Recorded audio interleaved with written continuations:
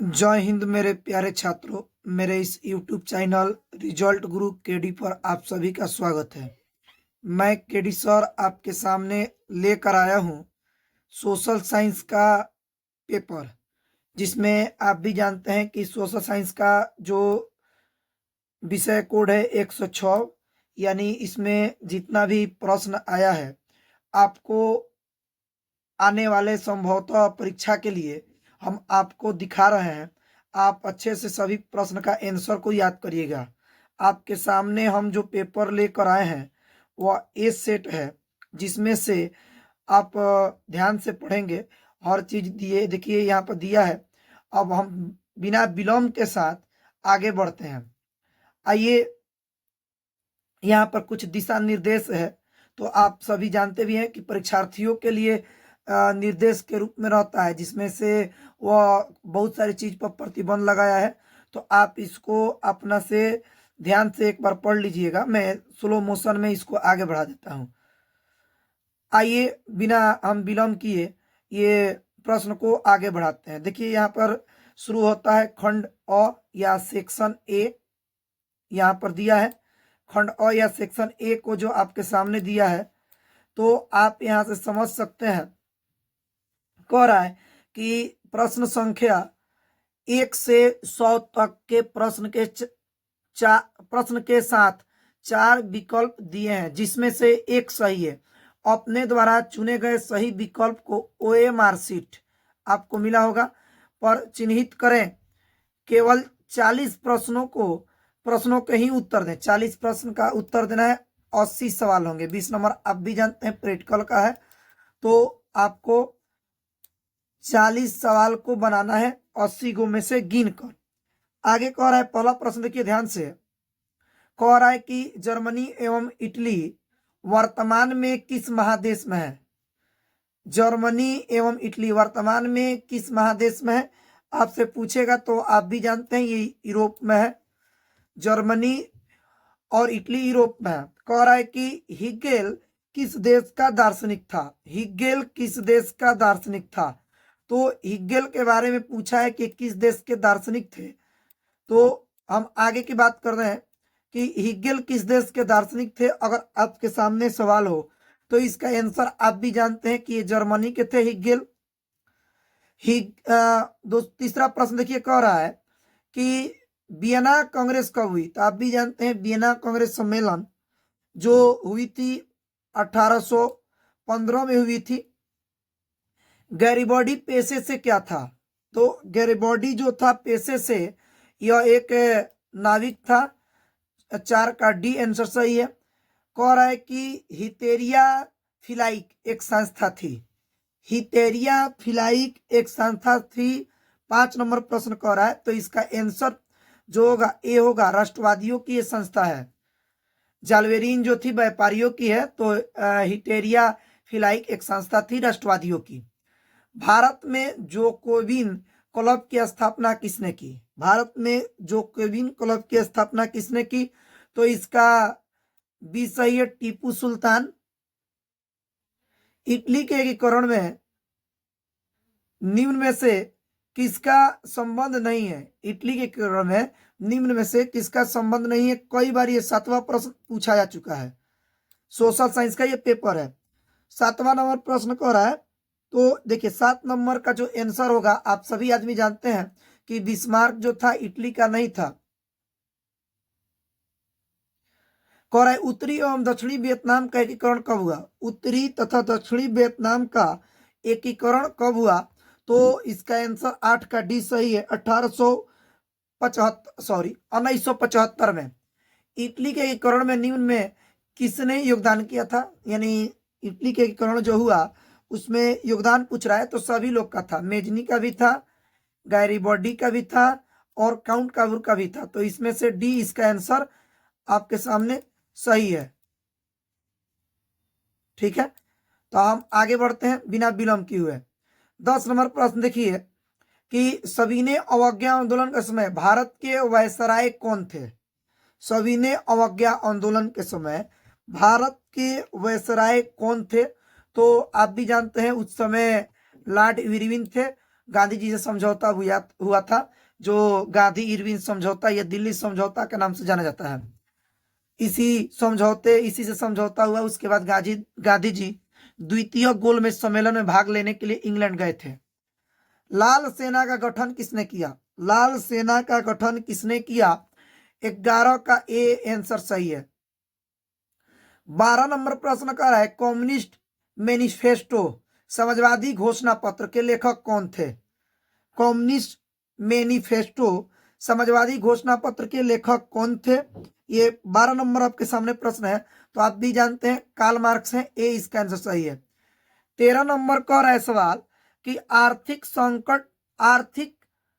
संकट के कारण यूरोप में कौन सी नई शासन प्रणाली का उदय हुआ? आर्थिक संकट की वजह से यूरोप में कौन सी शासन प्रणाली उभर कर सामने आई थी? 13 नंबर जो आंसर है इसका आंसर डी सही है, साम्यवाद। 14 नंबर देखिए आपके सामने प्रश्न है कि समाज का वर्ग जिसमें किसान, मजदूर एवं आम गरीब लोग आते हैं। 14 नंबर जो प्रश्न है उसका आंसर पूछ रहा है। तो आप भी जानते हैं उस वर्ग को सर्वहारा वर्ग कहा जाता है। सी आंसर सही है, 14 का सी सही है। भूमि, शांति और रोटी का नारा किसने दिया? भूमि, शांति और रोटी का नारा किसने दिया? तो आप भी जानते हैं लेनिन का ये प्रसिद्ध नारा है, भूमि, शांति और रोटी। 15 हो गया। अब हम 16 को और बढ़ते हैं। 16 ने कह रहा है कि राष्ट्रपुतीन कौन था? तो आप जानते भी थे राष्ट्रपुतीन ये एक भ्रष्ट पादरी था। आप जार निकोलस द्वितीय के समय उसकी पत्नी के साथ मिलकर, जो उसकी पत्नी थी जरीना, उसके साथ मिलकर राष्ट्रपुतीन ने षड्यंत्र रचा था। आप जानते हैं तो भ्रष्ट पादरी, तो इसमें अष्ट पादरी दिया है, जबकि भ्रष्ट पादरी होना चाहिए यहाँ पर। रूस की बोल्शेविक क्रांति का नेतृत्व किसने किया? रूस में बोल्शेविक क्रांति जो हुई थी इसका नेतृत्व लेनिन ने किया है, व्लादिमीर लेनिन। आप जानते भी हैं। 18 नंबर देखिए, हुआ आंदोलन किस प्रवृत्ति का था? तो आप भी जानते हैं कि ये धार्मिक प्रवृत्ति का था। अब यहां से हो ची मिन्ह का शाब्दिक अर्थ क्या होता है? हो ची मिन्ह का शाब्दिक अर्थ क्या होता है? तो इसका शाब्दिक अर्थ होता है पथ प्रदर्शक। जनेवा समझौता किस वर्ष हुआ था? जनेवा समझौता 20 नंबर सवाल जो है इसका आंसर आप भी जानते हैं किसी होगा, 1954 में हुआ था। एक और है कि अंकोर वाट का मंदिर किसने बनवाया था? अंकोर वाट का मंदिर किसने बनवाया था? तो आप भी जानते हैं सूर्यवर्मा द्वितीय। 22 नंबर सवाल कह रहा है कि गद्दर पार्टी की स्थापना कब और किसने की? तो आप भी जानते हैं लाला हरदयाल ने किया था 1913 में। ए आंसर सही है। आगे कह रहा है 23 नंबर प्रश्न कि वल्लभ भाई पटेल को सरदार की उपाधि किस आंदोलन में मिला? तो आप भी जानते हैं बारदोली सत्याग्रह था ये। गांधी इरविन पैक्ट किस वर्ष संपन्न हुआ? गांधी इरविन समझौता ये जो हुआ था आप भी जानते हैं कि इसी समझौता के बाद गांधी जी 1932 में गोलमेज सम्मेलन, द्वितीय गोलमेज सम्मेलन में गांधी जी भाग लेने के लिए चले जाते हैं। 31 में गए थे गांधी जी, आपको भी पता है। 30 में हुई पहला गोलमेज सम्मेलन, फिर 31 और तृतीय होती है 32 में। तो इसमें पूछ रहा है, तो इसमें देखिए 36 तो होगा नहीं, कंफर्म, काफी ज्यादा का दूरी हो गई। 31 भी नहीं होगा क्योंकि उसी समझौता के बाद वो गए थे। बच गया 29 और 30। तो 30 तो होगा ही नहीं क्योंकि पहला गोलमेज सम्मेलन 30 में हो गया था।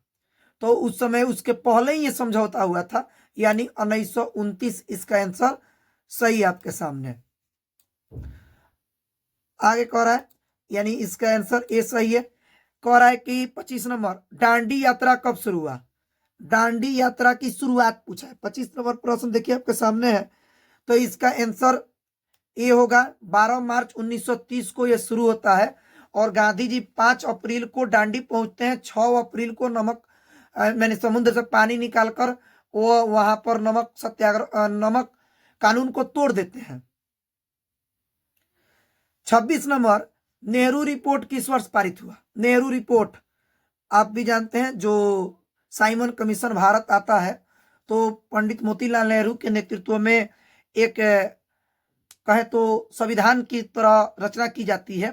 तो वो पूछ रहा है कि कब पेश किया गया था, यानी 26 नंबर जो प्रश्न है इसका आंसर आप जानते हैं कि उसका गठन ये आंसर सही है। 28 में वो पेश किए थे, 27 में गठन होता है, 28 में साइमन आ भी जाता है। उसका विरोध करने का कारण आप भी जानते हैं कि उसमें 7 सदस्य थे, सातों के सातों अंग्रेज लोग थे। दूसरा की जो वहां पर नियम बना था भारत अधिनियम 1919, जिसमें यह तय किया गया था कि 10 वर्ष के पहले कोई अंग्रेज भारत आएंगे आएंगे नहीं, और आएंगे भी तो टैक्स को ना घटाएंगे ना बढ़ाएंगे। जबकि 1919 के बाद तो उसको 1929 या 30 में आना चाहिए था, जबकि वो 28 में ही भारत पहुंच भी जाता है।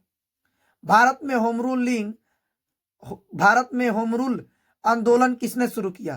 तो होम रूल जो ये आंदोलन है जिसमें दो लोग थे, बाल गंगाधर तिलक भी थे और एनी बेसेंट थे, यहाँ पर दिया है। अर्थात इसका आंसर जो सही होगा, इसका आंसर जो सही है यानी डी सही है, क्योंकि इसमें दिया है बी और सी दोनों, तो दोनों का योगदान था उसमें। खेड़ा सत्याग्रह कब हुआ था? 28 नंबर प्रश्न है, खेड़ा सत्याग्रह कब हुआ? तो 1918 में हुआ था। खुदाई खिदमतगार के संस्थापक थे, खुदाई खिदमतगार के संस्थापक कौन है पूछ रहा है। 29 नंबर सवाल जो पूछ रहा है आपके सामने, आप ध्यान दीजिएगा, यानी इसका सी आंसर सही है, गफार खान अब्दुल गफार खान। इन्हें पाकिस्तान का गांधी भी कहा जाता है, खान अब्दुल गफार खान को। तिनकठिया प्रणाली किस पर लागू था? तो आप भी जानते हैं किसानों पर यह लागू था, नीलहे किसान जो थे चंपारण पर, उन लोगों पर लागू था। चौरी चौरा कांड कब हुआ? तो 1922 में हुआ था। ठीक है, कह रहा है कि बेकारो हो गया है, जबकि यहाँ पर होना बोकारो इस्पात षड्यंत्र किस देश के सहयोग से खोला गया? 32 नंबर जो प्रश्न है, तो आप भी जानते हैं इसके सी यानी रूस के सहयोग से खोला गया था। आय कह रहा कि समुद्री क्षेत्र में राजनीतिक सीमा के कितने किलोमीटर क्षेत्र तक की संविदा निहित है? यानी 33 नंबर प्रश्न आपके सामने है, यानी डी सही है, 19.2। मरुस्थलीय मृदा कहाँ मिलती है? मरुस्थलीय मृदा मरुवी यानी बालू, राजस्थान, भी सही है। निम्नलिखित में कौन से कारक मिट्टी निर्माण में सहायक है? निम्न में कौन से कारक मिट्टी को बनाने में सहायक प्रदान है? 35 नंबर जो प्रश्न है आप ध्यान दीजिएगा, यानी इसमें चट्टान भी होगा, खनिज कण भी होंगे, जलवायु भी है, तो इसका आंसर डी सही है। 36 में कह रहा है कि सर्वाधिक भूस्खलन प्रवण राज्य है, सबसे ज्यादा भूस्खलन किस राज्य में होता है ये पूछा है। 36 नंबर प्रश्न देखिए आपसे पूछा है, तो आप भी जानते हैं उत्तराखंड है ए।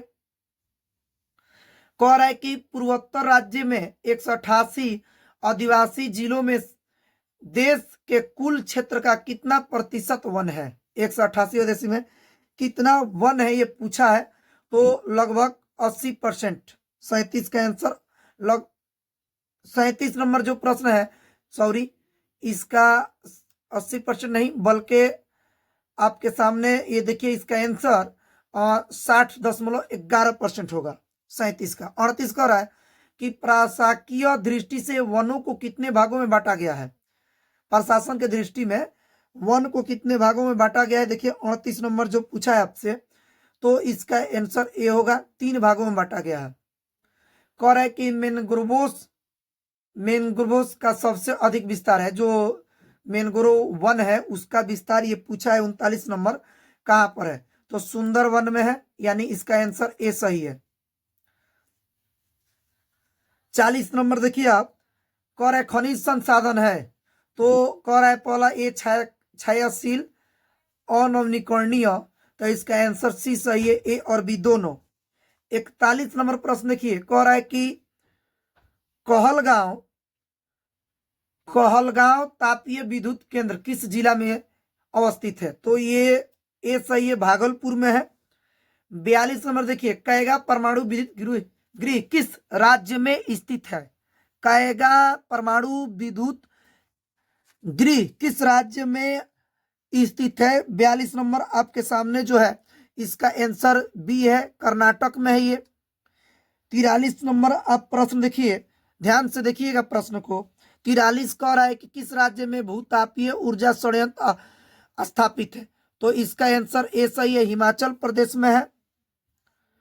44 देखिए कह रहा है भारत में धान का सबसे बड़ा उत्पादक राज्य, भारत में सबसे बड़ा धान का उत्पादक राज्य चावल यानी पश्चिम बंगाल, गेहूं क्या पूछे तो पंजाब। भारत का मैनचेस्टर किसे कहा गया है, भारत का मैनचेस्टर यानी 45 नंबर पूछा है किसको कहा गया है, तो अहमदाबाद को कहा गया है। Tata iron and steel company कब स्थापित की गई, तो इसका आंसर जो है यानी 46 नंबर प्रश्न का 1907 में।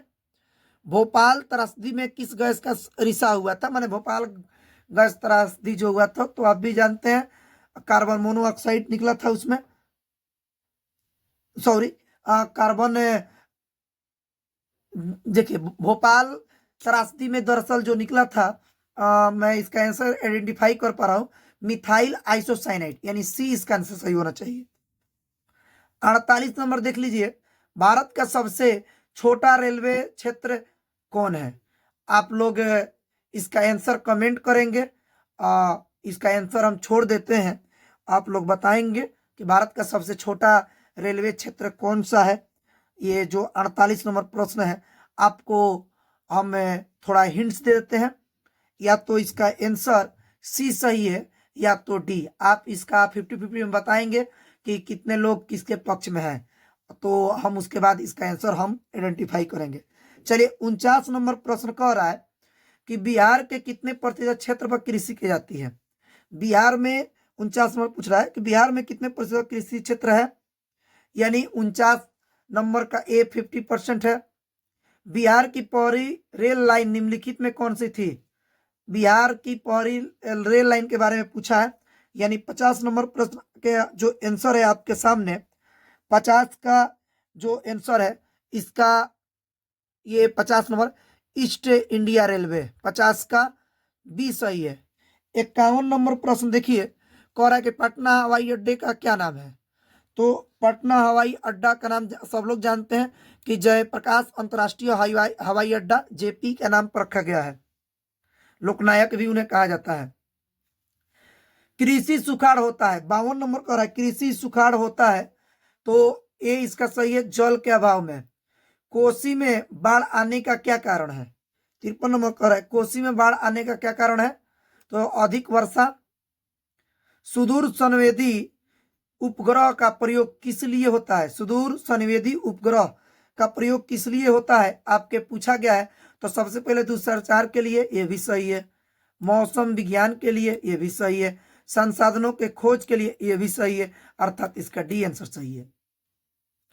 बिहार के संपूर्ण क्रांति का नेतृत्व किसने किया, तो जेपी ने किया था 5 जून 1974 को पटना के गांधी मैदान में। ये देखिए मोरारजी देसाई ये गांधी जी के बॉडीगार्ड थे, तो इससे मतलब नहीं है।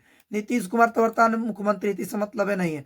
हाँ, उस समय के प्रधानमंत्री थी इंदिरा गांधी, तो इन्हीं के खिलाफ ये हुआ था, लेकिन करने वाले जो थे जेपी थे। 56 नंबर कह रहा है कि भारत में कौन सी दलीय व्यवस्था है, भारत में कौन सी दलीय व्यवस्था है, 56 नंबर प्रश्न कह रहा है, तो आप भी जानते हैं ये हमारे यहाँ बहुदलीय है, सी आंसर सही है। 57 कह रहा है कि उन संगठनों को क्या कहते हैं जो अपने हितों को बढ़ावा देने के लिए बने हैं। 57 नंबर जो प्रश्न है इसका आंसर जो है सी सही है, हित समूह। 58 देखिए, भारत में कितने राजनीतिक दल है, भारत में राष्ट्रीय दल पूछ रहा है कितनी है, ये पूछा है, यानी 58 नंबर जो पूछा है, यानी 58, तो 58 का ये सही है। बोलिविया किस महादेश का हिस्सा है, ये बोलिविया किस महादेश का हिस्सा है। 59 नंबर सवाल जो पूछा है, तो 59 का ये सी सही है, दक्षिण अफ्रीका में है। सिंगापुर कब आजाद हुआ था, यानी 60 नंबर जो है 1965 में आजाद हुआ है।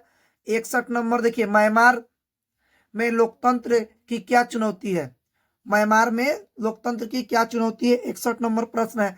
इसका सी सही है। नागरिकों को विवेकपूर्ण सहभागिता पर बांग्लादेश कब स्वतंत्र हुआ, ये पूछा गया सवाल है। 63 नंबर, बांग्लादेश कब आजाद हुआ है? 1971 में, सी सही है। भारतीय लोकतंत्र के कितने अंग है? भारतीय लोकतंत्र के कितने अंग है? 64 नंबर प्रश्न पूछा है, तो इसके बी सही है, कार्यपालिका, न्यायपालिका और विधायिका। सरकार का कौन सा प्रकार सबसे अच्छा माना जाता है? यानी 65 नंबर प्रश्न जो है इसका बी सही है, लोकतंत्र। एक समाजवादी अर्थव्यवस्था में सर्वाधिक बल किस पर दिया जाता है? समाजवादी पूछा है, यानी 66 नंबर प्रश्न है, इसका आंसर डी सही है, लोक कल्याण। 67 नंबर कह रहा है कि समाजवादी अर्थव्यवस्था का गुण है। 67 नंबर कह रहा है तो 67 का सी सही है। 68 कह रहा है कि गरीबी के कुचक्र की धारणा किसने बताया? गरीबी के कुचक्र की धारणा किसने बताया?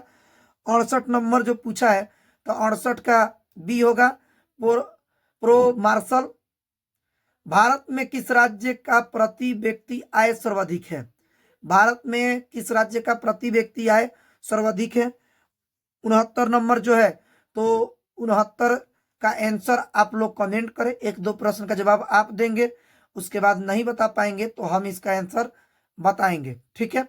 70 नंबर देखिए, 2008-9 के अनुसार भारत की औसत प्रति व्यक्ति आय, ये 2008 और 9 का पूछा है। 70 नंबर जो प्रश्न है, अब देखिए ध्यान से, तो इसका आंसर बी है, 25,494। विनिमय के कितने रूप होते हैं? विनिमय के कितने रूप होते हैं? 71 नंबर का है, तो 71 नंबर का दो होगा, बी। 72 नंबर देखिए आपके सामने प्रश्न है कि निम्न में कौन वस्तु विनिमय प्रणाली की कठिनाई है? निम्न में कौन वस्तु विनिमय प्रणाली की कठिनाई है? यानी 72 नंबर प्रश्न है, देखिए, मूल्य संचय का अभाव, एक निश्चित मूल्य नहीं होगा, सब विभाजन का अभाव, तो इसका आंसर डी सही है। 73 नंबर कह रहा है कि ग्रामीण विकास के लिए पुनर्वित्त प्रदान करने वाली शिखर संस्था है। ग्रामीण विकास के लिए, तो ग्रामीण विकास करने के लिए क्या बनाया गया, ये पूछा है। 73 नंबर, तो देखिए आरबीआई तो है नहीं, एसबीआई तो है नहीं, पीएनबी है नहीं, तो बैंकों का नाम है, और बैंकों में ये जो ग्रामीण के लिए है ये सी सही है। काम के बदले अनाज योजना कब लाया गया?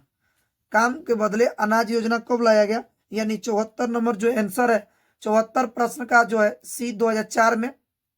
निम्नलिखित में कौन आर्थिक विकास क्षेत्र से संबंधित नहीं है? आर्थिक विकास क्षेत्र से संबंधित नहीं है 75, तो डी सही है, सहकारी क्षेत्र। 76 कह रहा है कि बहुराष्ट्रीय कंपनी के द्वारा किए गए निवेश को क्या कहते हैं? यानी 76 नंबर जो प्रश्न है इसका बी सही है, विदेशी निवेश। 77 नंबर प्रश्न कह रहा है कि राष्ट्रीय महिला आयोग अधिनियम किस वर्ष अस्तित्व में आया? 77 नंबर जो प्रश्न है आपके सामने, इसका आंसर डी सही है, 1990 में। भारत में कुल राज्यों की संख्या कितनी है? भारत में वर्तमान राज्य जो है ये पूछा गया है, यानी 78 नंबर जो है, आप भी जानते हैं अभी 28 है, ठीक है। भारत में कितने प्रतिशत लोग की मातृभाषा हिंदी है? भारत में प्रतिशत के अनुसार बताना है, यानी सी, 42% लोग हिंदी बोलने वाले हैं। भारतीय संविधान द्वारा कितनी भाषा को अनुसूचित भाषा का दर्जा दिया गया है? 80 नंबर प्रश्न है, तो इसका सी, 22 भाषाओं को संविधान में रखा गया। अब आइए लॉन्ग क्वेश्चन को भी देखते चलते हैं, आंसर हम बाद में कराएंगे, तो आप पेपर को देख लें। कह रहा है कि खंड अ यानी बी सेक्शन में बटा इतिहास है।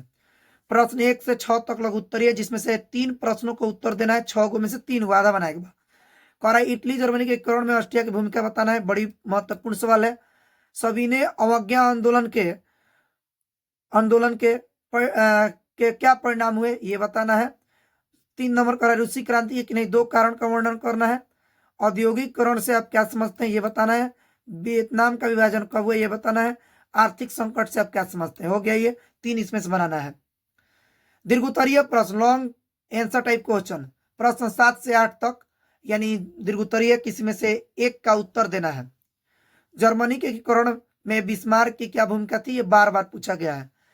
सविनय अवज्ञा आंदोलन के कारण की विवेचना करें, ये आए तो आए, नहीं तो असहयोग आंदोलन आने के चांसेस में है। 4 अंक का है ये। राजनीतिक पॉलिटिकल साइंस लघुत्तरीय प्रश्न इसमें भी दिया होगा उसी तरह, तो इसमें भी देखिए दिया है कि 9 से 12 तक लघुत्तरीय है इसमें, कि इसमें से 4 दिया है तो 2 बनाना है। संघ राज्य का अर्थ बताना है, दल बदल कानून क्या है, जाति और नस्ल में अंतर, सूचना का अधिकार कानून लोकतंत्र का रखवाला है कैसे, बड़ी महत्वपूर्ण है, ये जानते भी है, राजस्थान में शुरुआत हुए थे इसका। दीर्घोत्तरीय प्रश्न, प्रश्न 13 से 14 तक दिया है कि एक बनाना है, नगरीय अस्थाई स्वशासन पर टिप्पणी लिखें, या ये सवाल बड़ी महत्वपूर्ण है, राजनीतिक दलों के प्रमुख कार्य बताएं। अर्थशास्त्र में ये कह रहा है कि 15 से 18 तक दिया हुआ है, जिसमें से 2 प्रश्न बनाना है, अर्थात 4 प्रश्न है, 2 बनाना है, 2 नंबर का है, 4 नंबर मिलेगा। आर्थिक नियोजन क्या है, सकल घरेलू उत्पाद से आप क्या समझते हैं, साख क्या है, इनके किन्हीं 3 प्रमुख आधारों के बारे में बताना है, सहकारिता का से आप क्या समझते हैं। आगे कह रहा है कि प्रश्न संख्या 19 से 20 तक दीर्घोत्तरीय, इसमें से एक प्रश्न बताना है, बिहार के आर्थिक पिछड़ेपन के क्या कारण है, बिहार के पिछड़ेपन को दूर करने के लिए कुछ उपाय बताएं, बिल्कुल पूछेगा। प्रति व्यक्ति आय और राष्ट्रीय आय में अंतर लिखें, ये आगे कह रहा है। भूगोल 26 से 21 तक लघुत्तरीय, जो 6 प्रश्न है, जिसमें 3 बनाना है। चिपको आंदोलन के बारे में, बिहार के कृषि समस्याओं पर चर्चा, जल विद्युत उत्पादन के बारे में बताना है, लौह एवं अलौह खनिज में अंतर, स्वच्छ रेखा के बारे में, और बिहार में जूट उद्योग के बारे में।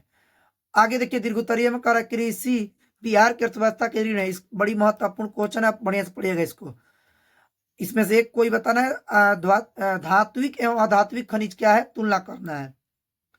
आपदा प्रबंधन, इसमें से दिया है 29 से 32 तक लघुत्तरीय, इसमें से किन्हीं 2 प्रश्न का उत्तर दे, प्रत्येक प्रश्न के लिए 2 अंक है। आपदा से आप क्या समझते हैं, आपदा कितने प्रकार के होते हैं। भूकंप क्या है, भूकंप से बचाव का उपाय क्या चर्चा करें। बाढ़ से होने वाली हानि पर चर्चा करें। कोरोना वायरस कोविड-19 के फैलने को रोकने के बारे में बताना है। जय हिंद मेरे प्यारे छात्रों, खत्म हुआ ये। आप मेरे चैनल को सब्सक्राइब करें कि आपके एग्जाम के पहले मैं लगभग सभी प्रश्न को एनालाइज करा दूं विथ आंसर के साथ, लॉन्ग शॉर्ट, और कुछ मैं कराने वाला हूं नया, तो आप लोग ज़्यादा से ज़्यादा सब्सक्राइब करें और अच्छा से देखें। कुछ प्रश्न को हमने छोड़ा है, आप उसका आंसर कमेंट करेंगे, उसके बाद हम कुछ 2 दिन के बाद हम उसका आंसर बताएंगे। जय हिंद, जय भारत, जय बिहार।